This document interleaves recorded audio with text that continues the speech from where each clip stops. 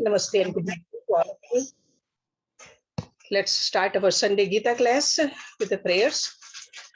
Om Parthaye Pratibodhitam Bhagavata Narayan Swayam Vyasen Grathitam Puran Munina Madhye Mahabharatam Advaitam Ritvarshini Bhagavati Mashtadashadhyayane Amatvamanusandhame Bhagavad Gita Bhavadveshine नमो अस्तुते व्यास विशाल बुद्धे full Arvind आयत पत्र नेत्र येन तव्या भारत तैल पूर्णः प्रज्वलितो ज्ञानमय प्रदीपः परपान्न पारि जाताये तोत्र वेत्र एकपाने ज्ञान मुद्राये कृष्णाय गीता अमृतुहे नमः सर्वोपनिषदो गावो दोगदा गोपाल नंदना पार्थो वत्सा सुधीर भोगता दुग्धम गीता अमृतम महत वसुदेव सुतम देवम कंस चानूरमर्दनम देवकी परमानंदम कृष्णम वंदे जगद्गुरुम भीष्म द्रोण तटा जयद्रथ जला गांधार नीलोत्पला शल्य ग्राहवती कृपेन वहने कर्णेन वेलाकुला अश्वत्थाम विकर्ण घोर मकरा दुर्योधन अवर्तने सोतीर्णा खलु पांडवै रन्नदी कवर्तका केशवा पाराशर्ये वत्सरोजमलम गीता अर्थगंधोटकम नानाख्यानक केसरम हरिकथा संबोधन अबोधितम लोके सज्जन षटपदे रह पेपिये मानम मुदा भूयाद भारत पंकजम कलिमल प्रध्वंसी न श्रेयसे मूकम करोति वाचालम पंगुम लंघ्यते गिरिम यत्कृपातमहं वंदे परमानंद माधवम यम ब्रह्म वरुण इंद्र रुद्र मरुतः स्तुन्वन्ति दिव्ये स्तवे वेदै सांगपत्रमुपनिषदै गायन्ति यम सामगा ध्यानवस्थि तद्गतेन मनसा पश्यन्ति यम योगिनो यस्यन्तं न विदुषुर असुरगणा देवाय तस्मै नमः. We started chapter 6 last week. Atma Samyama Yoga. Let's look at verse number 7, where we ended the class. Jit atmana prashantasya paramatma samahita shitoshna sukha dukheshu tatha man apamaniya. The supreme self of him who is self-controlled and peaceful is balanced in cold and heat, pleasure and pain, and also in honor and dishonor, man apman. This is a pretty gruel inward training and a self-discipline. That's what he's talking about. So what does this person becomes by such a process? Why do we need to go through this? What is the purpose? Why is Lord Krishna again and again telling us to do this? In the next few verses, he is going to tell us what will we get after going through this kind of a discipline. Discipline at the level of body, discipline at the level of mind and intellect, the whole personality. Let's start the class with verse number 8. Gyan vigyan triptama kutastha vijitendriyaha yuktaha iti uchyate yogi samloshta asham kanchanaha. Gyan vigyan triptama. One who is satisfied with knowledge and wisdom. Kutastha, unshaken, undisturbed. Vijitendriyaha, who has conquered the senses. Yuktaha, united, harmonized, constant communion with the Supreme, that is Yukta. Iti means thus, Uchyate is said yogi. Sam lost asham kanchan. Sam means same, lost, a lump of dirt. Asham, stone, kanchan, gold. The yogi who is satisfied with the knowledge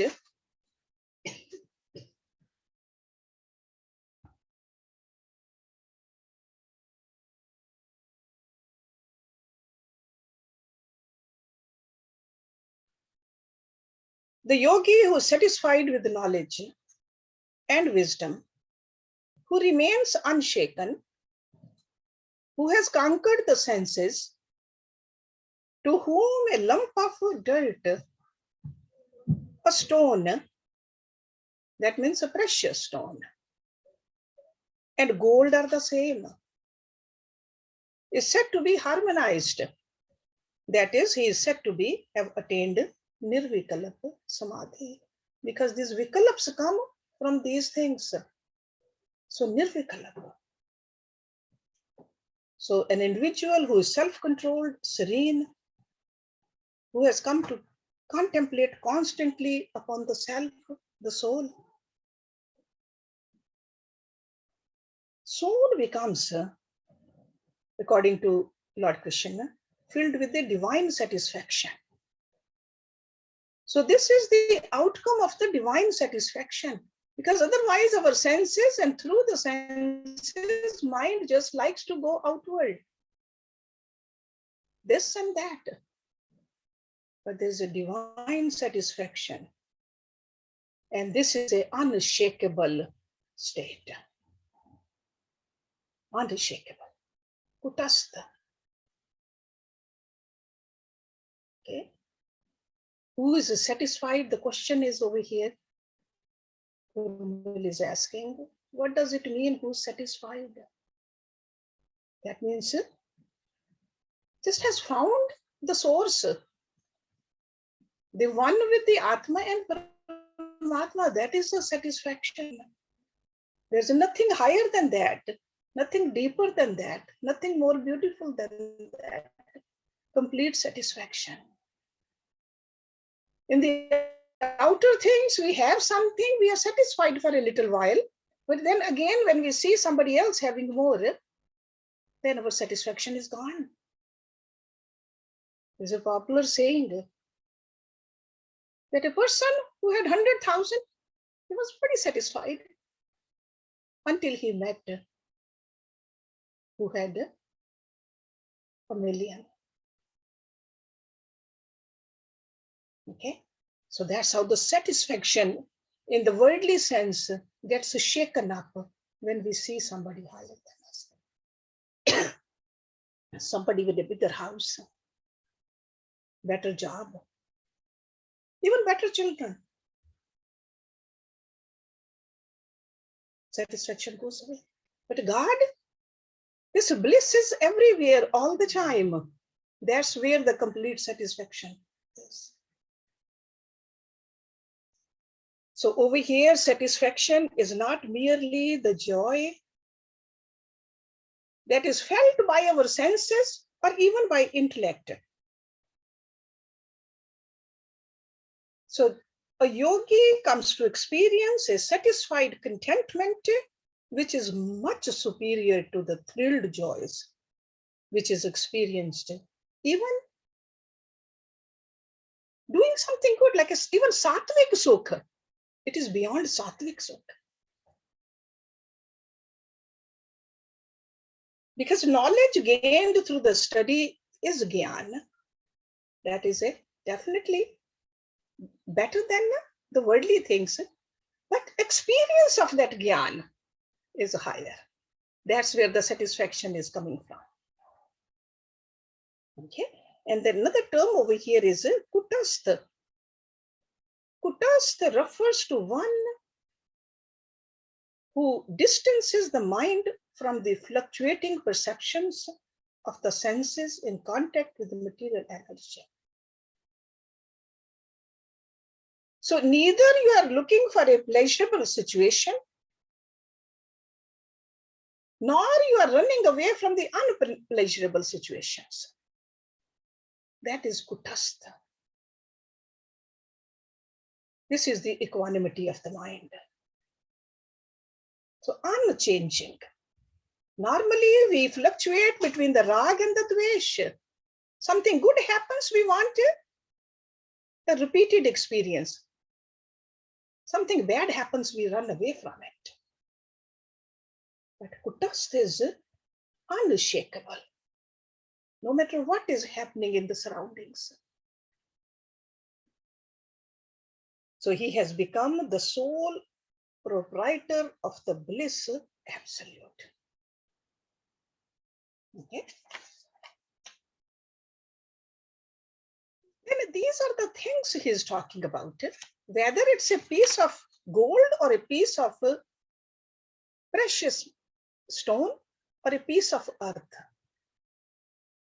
But now we don't live only with the objects, we live with the people also. What is the effect of the people we live with or deal with? What happens to a yogi's mind then? Let's look at verse number 9. Suhrit, mitra, ari, udasin, madhyast, dveshe, bandhushu, sadhushu, api cha papeshu, sambuddhi, vishishyate. Okay, the sambuddhi is same as kutastha. Suhrit, well-wisher, like a friend. Mitra, mitra is a friend. Ari, ari means enemy. Udasin, neutral. Madhyasth, mediator. Dveshye, envious. So these are the people we deal with. Some are our friends, some are not our friends. Some are just neutral. Sadhushu, pious, the righteous. Api means also. Cha means and. Papeshu, in the unrighteous, the sinners. Sambuddhi, one who has equal mind or impartial intellect. Vishishyate, excels, distinguished. He who is of the same mind. To the good-hearted friends, enemies, the indifferent, the neutral, the hateful, relatives. See, bandhu means relatives. The righteous and the unrighteous. Excels. So man of perfection or a yogi develops an equal vision. When it comes to the things of the world, but as well as the beings of the world too. Because we don't live only with the things, we live with the beings also. So in this verse, Lord Krishna is explaining in detail what will be the relationship between a yogi of a equanimous mind with the living kingdom of a being around him. And he has given us a lot of examples here. Such a person, a yogi, Lord Krishna says, regards all relationships with an equal love and consideration. They could be friends or enemies, or people who are indifferent to him, or the hateful or the nearest relatives. So equal vision, all of them are equally important. Same warmth.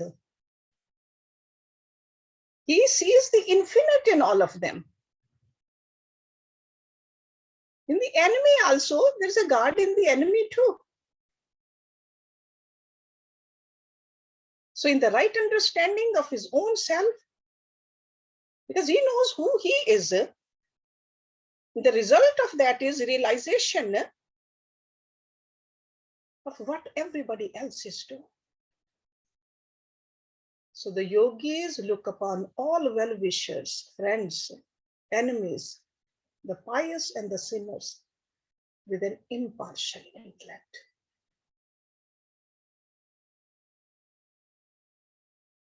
And this kind of a person is considered as vishishyate. This kind of a person is considered a distinguished among humans. Distinguished. Because it's a nature of a human mind to respond differently to friends and enemies.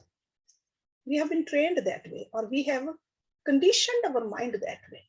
Treat friends this way and treat enemies this way. But an elevated yogi's nature is different. And this nature is from a realized knowledge, the Vijnana, which he talked about in the last verse. Vijnana is like experience of the self everywhere. So the elevated yogi sees the whole creation as a unity with God. Because we know that visions are different kinds. There is a vision. Atamvat sarvabhuteshu yapashyati sapashyati. This is one of the sayings in the scriptures, that all living beings are divine souls and they are part of God. But little higher vision than that is that God is seated in everyone equally. And at the highest level of the vision is everyone is the form of God. Isha vasyam idam sarvam yat kinch jagat jagatai jagat. All forms are God's forms. So this realized yogi has reached this highest understanding. That's the Vijnana. And how did he attain this? Because if we are on the path, we want to become yogi, we want to experience that bliss, what are the methods? Let's look at what Lord Krishna is saying. How can we attain this? Yogi yunjit satatam atmanam rahasi stita ekaki yatchit atma nirashi aprigraha. So this is the practice by which we can achieve that state.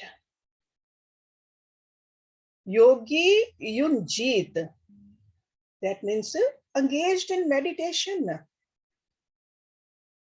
Keep the mind steady.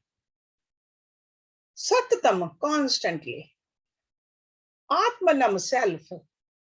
Rahasi, in solitude, in seclusion.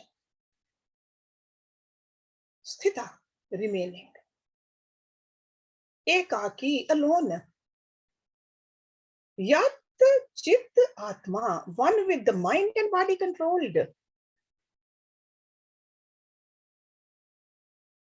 Nirashi, free from desires. Aprigraha, free from greed.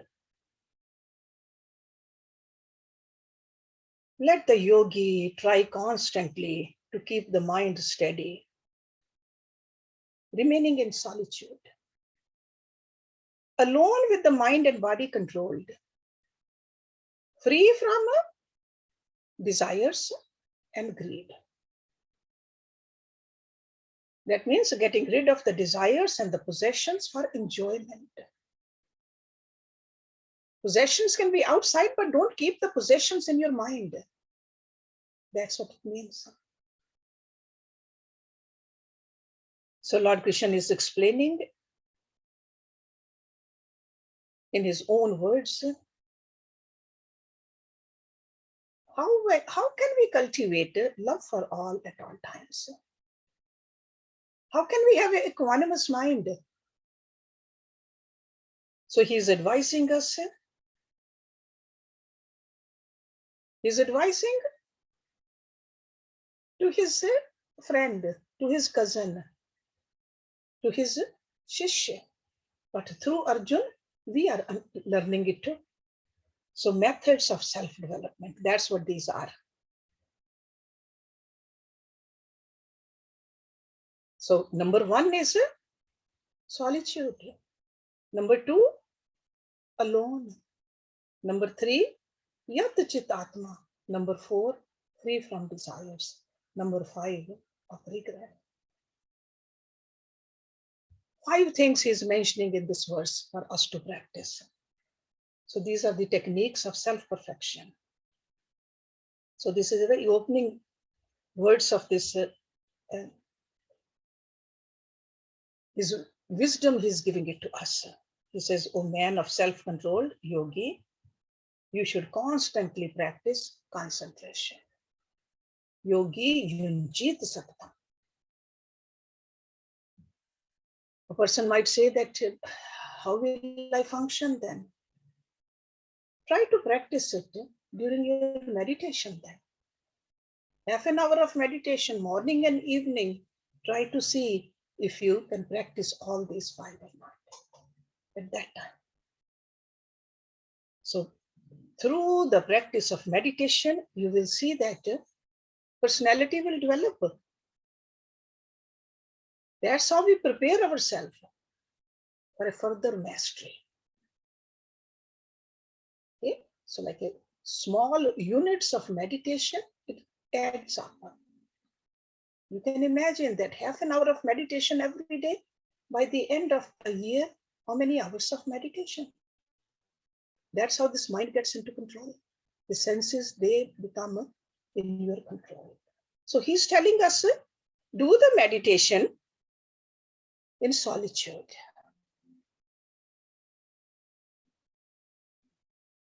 Solitude. So sure, we do group meditations also, but do your own personal meditation too. It's very easy to withdraw your mind. In group, we are learning it. We try to get the encouragement from a teacher or from other students, but then we got to practice it on your own also. Got to learn how to withdraw our mind from the world outside. Otherwise, constantly it runs into the outer field. So solitude, rahasi. And what is ekaki? How rahasi and ekaki, they are different. Why did he mention 2 different terms?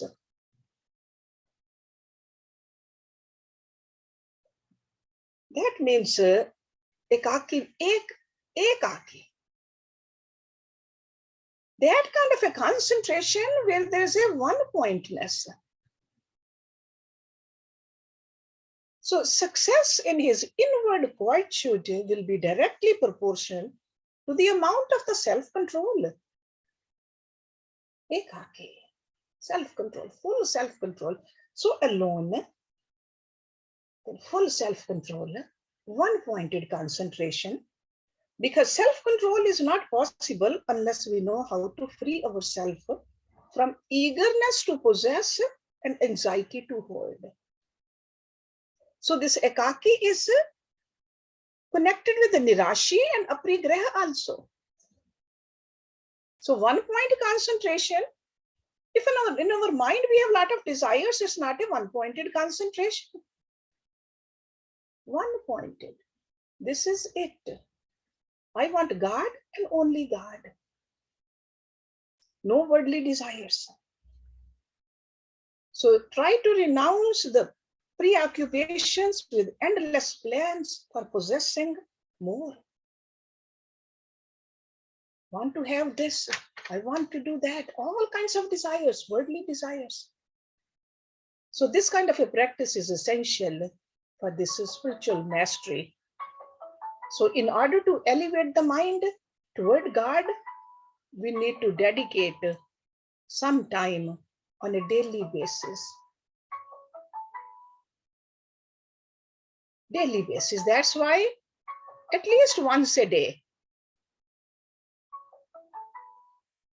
Okay. preferably twice a day, but at least once a day.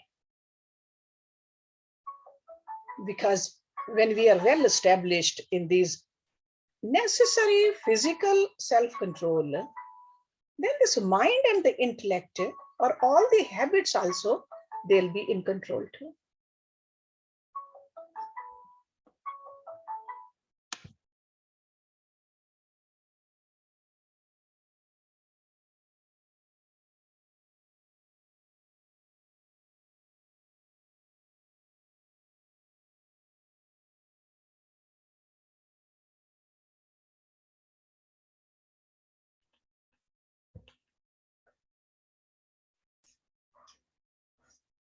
So he is going through the details about the meditation, starting from this verse, because this is how we reach to those levels of perfection.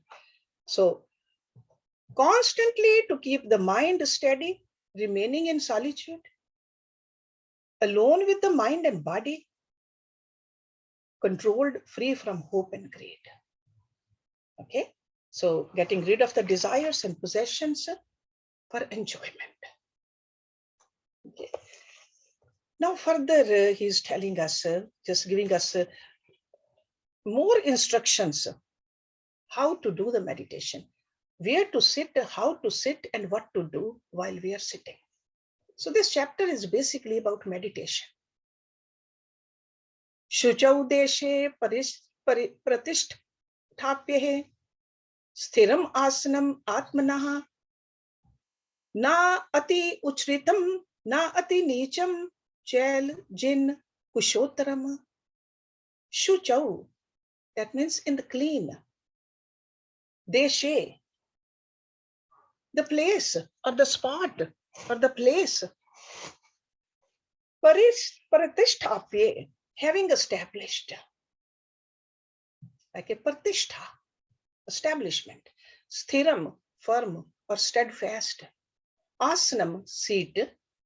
Atmana, his own. Na means not. Ati uchritam,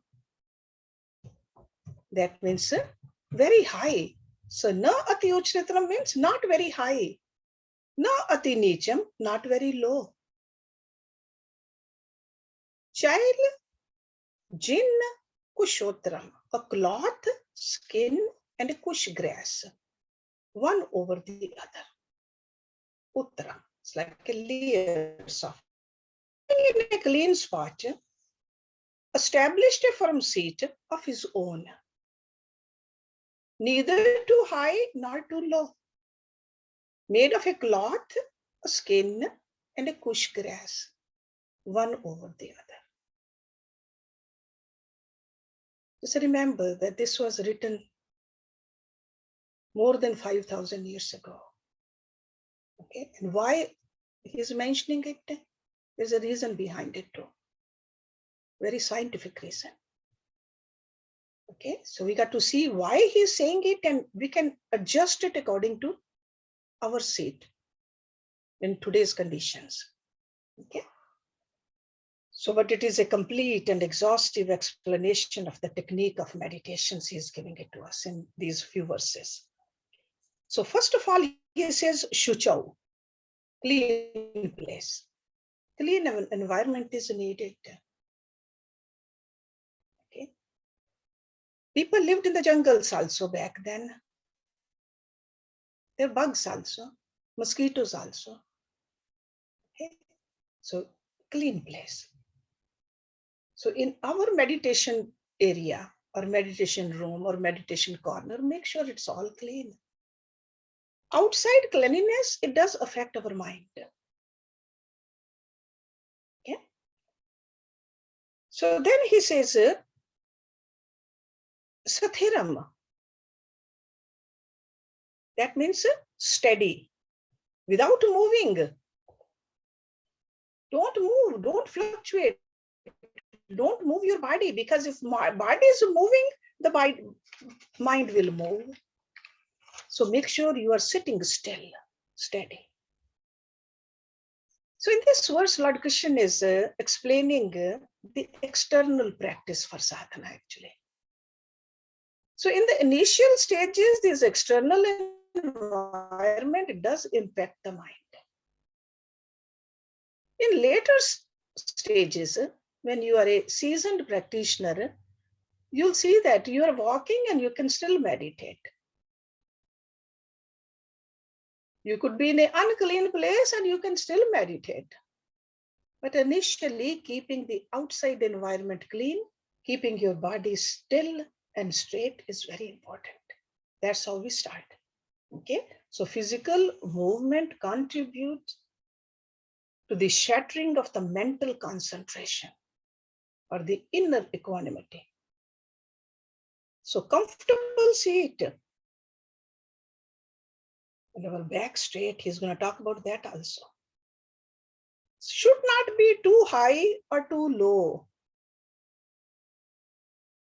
If it's too high, there will be a sense of insecurity. I might fall down. So mind cannot fully concentrate. And too low really means when people meditated in the caves, or they'll dig a hole in the ground and do it over there. Then there's a chance that some bug might come or dampness can be there. Okay. For us, what does it mean? Too low. Try not to meditate in the basement, because in our homes we have basements. Air is not very, flow of the air is not very clean over there. Okay. High, don't sit on the stool and meditate. If you cannot sit on the floor, try to sit on a chair which is firm.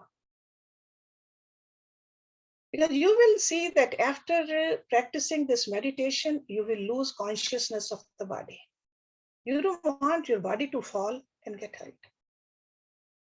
So that's why the proper cushion, proper place is very, very important, so that you can let go of this body. See, idea is to let go of the body, but we got to come back into the body. So we got to make sure that we don't hurt the body. Okay, so be very logical about it. But he's giving us a very exhaustive details regarding the ideal seat to sit for meditation. So he's even telling us to avoid the dampness, the cushion. To keep your body warm, a cloth. Or for the cloth to absorb your perspiration also.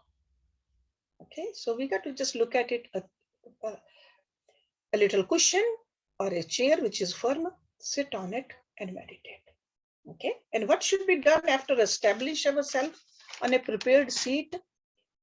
Number 12. Tatra ekagram mana kritva yat chit indriye kriya upvishva asane yunjat yogam atam vishuddhe. Tatra means there. Ekagram, one pointed. Manaha, the mind. Kritva, having made. Yat chit indriye kriya, one who has controlled the actions of the mind and the senses. Upvishva, being seated.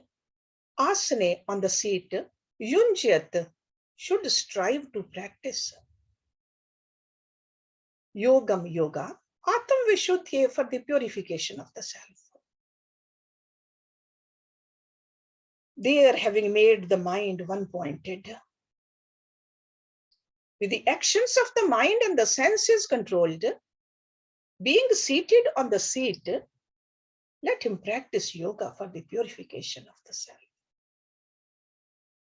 So why are we doing meditation? We want to purify ourself. Over here, self means the subtle body. Purification of that, or even the causal body. So having described the seating for meditation, he is describing the posture of the body that is best for concentrating the mind. Okay, he'll talk about that in the next verse. Because in sadhana, there's a tendency to become lazy and doze off also. So he'll tell us how to sit also, keeping the body straight. But in this verse, he's telling us that one-pointedness of the mind, control of the senses and the mind. Do the meditation sitting up. Upavishva asane. Okay, we got to sit on this meditation seat, not sleep, not recline, sit. And why are we doing it? For the purification of the self. So when our seat, our posture, and we know the technique, how to do it, why we are doing it, then it becomes easier. That's why Lord Krishna is with such a depth of love explaining it to us, this meditation. Because mere physical posture cannot guarantee your spiritual self-development. You can have a beautiful seat, you can sit, but no, we got to do something over there. We are cleaning our mind, cleaning our intellect. So he is giving a direction which is so clear to us. So steadfastness in posture, steadiness in the posture, then employing your mind and intellect in the process of divine contemplation and meditation. Because purification can happen only when we connect our mind with the pure. This is how during meditation we are purifying ourselves. So the very first instruction over here is you should make the mind single-pointed. Okay, single-pointed. Tatra ekagram manakritva. And then he is explaining further that subduing the faculty of imagination and activities of the sense organs, yat chit indriya kriya.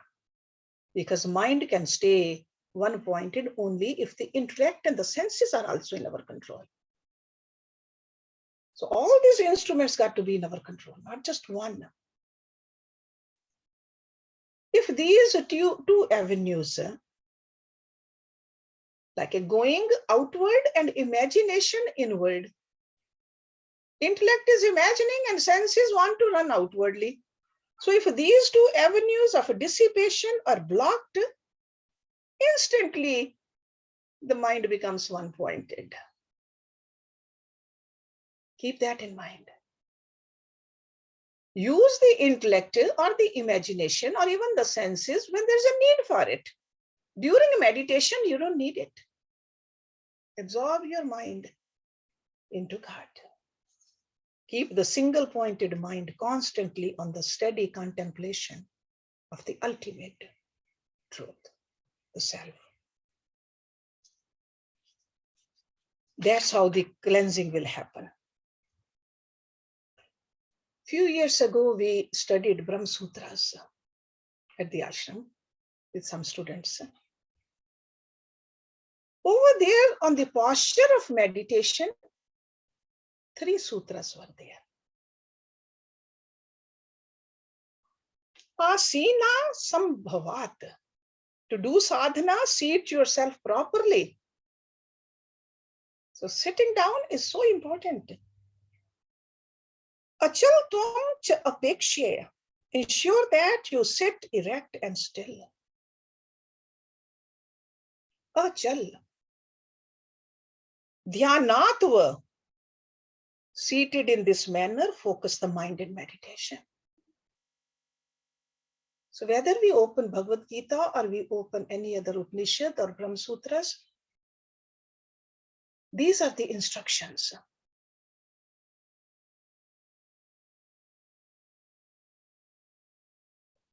Even Hatha Yoga Deepika talks about it. Hatha Yoga Deepika gives several different asanas to sit in for meditation. If your legs and the knees are strong enough, Vajrasana, Padmasana. You can do Sukhasana, Siddhasana. There's so many asanas to practice in this meditation. But in the next verse, Lord Krishna is telling us, after establishing the external seat, how the posture of the body should be. Samam kaya shirogrivam dharyan achalam sthira samprekshe nasikagram swam disha cha anavloken. Samam, straight, erect. Kaya shirogrivam, body, head and neck. Dharyan, holding. Achalam, unmoving, still. Sthira, steady. Samprekshe, gazing at. Nasika agram, tip of the nose. Swam, one's own. Dishaha, direction. Cha means and. Anavloken, not looking.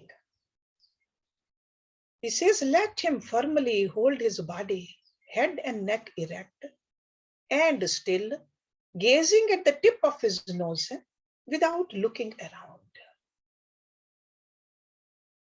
So he's adding more details to the technique of meditation, and it is pertaining to our own physical body now.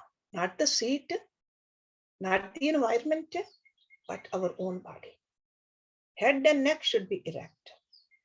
Because we become alert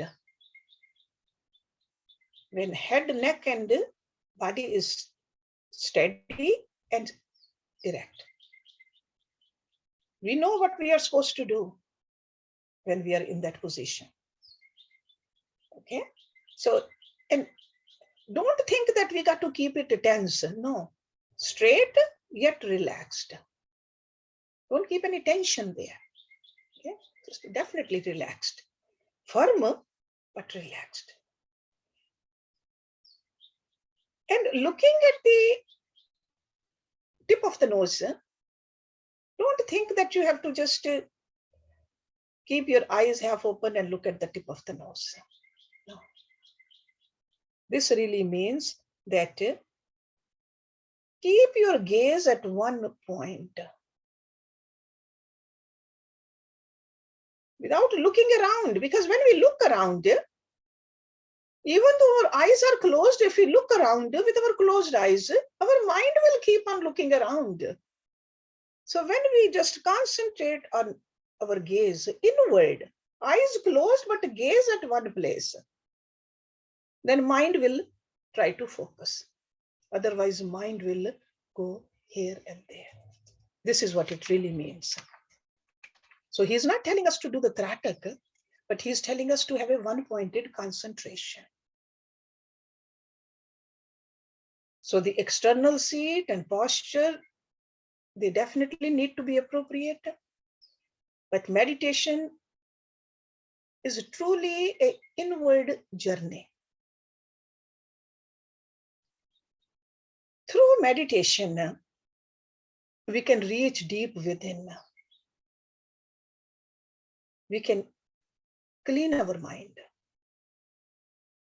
And what do we need to clean? There's an endless lifetimes of impressions there. That's what we are cleaning.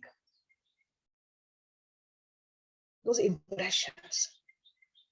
So when we don't look around, when we are not fluctuating our mind, that power of that concentration takes us into the deeper meditation, and power of the deeper meditation takes us into samadhi, and that's where the extinction of those vasanas happen. So the practice of meditation helps us organize our personality. Okay, not just the personality, physical personality, but the mental personality, the intellectual personality. And we really feel expanded. If we are indecisive, you'll see that if you try to start meditating, your decision making becomes better. And as human beings, we have to make many decisions. So instead of being indecisive, we can make decisions, right decisions, and faster we can make it also. This meditation gives us that power because we know how not to dissipate our energy. And moreover, What happens in meditation? Prashant Atma, Vigat bhi, Brahmachari Vrat Sthita, Mana Sanyame Machitaha, Yukta Asit Matpara. Prashant Atma, serene minded, Vigat bhi, fearless, Brahmachari Vrat, in the vow of Brahmacharya, Sthita, situated. Manaha, the mind, Sanyame, having controlled, Machita, thinking of me. Me means God. Yuktaha, balanced, engaged. Asit, should sit. Matpara, having me as the goal. Okay, Matpara, supreme goal. So serene-minded, fearless, firm in the vow of Brahmacharya, having controlled the mind, thinking of me and balanced, let him sit, having me as the supreme goal. Best kind of meditation is one where the mind is focused upon God. And this is clarified in these couple of verses over here. Because these days we think just relaxing is a meditation. Sure, we got to learn how to relax, but meditation is a connection with God. And this connection is through the mind. This is a pretty deep verse. So we'll start our next class with this verse. I just wanted to give you the word meanings so that you can contemplate on it. But a lot of details about how to meditate, where to meditate, why to meditate, what do we get from meditation. Om Purnamada Purnamidam Purnat Purnamudachyate Purnase Purnamadaya Purnameva Visheshyate. Om Shanti Shanti Shanti Om. Thank you very much. Let's have some discussion now.